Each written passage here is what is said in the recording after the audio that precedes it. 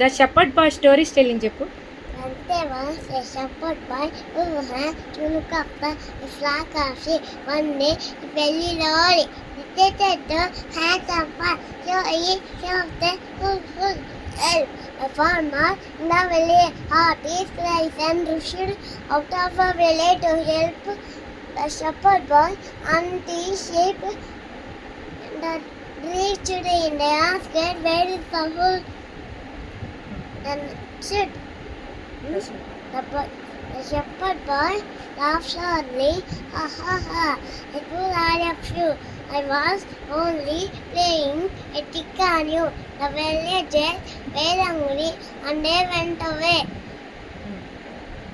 The next day, the boy tried the same trick. And then all the villagers again. చెప్పు. A few days later, a wolf came. The boy shouted for help. Everybody thought that the boy was playing the joke again.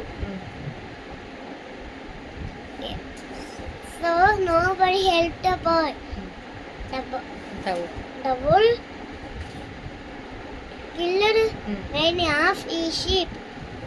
The boy felt sorry for telling lies. Moral Do not say lies even for fun.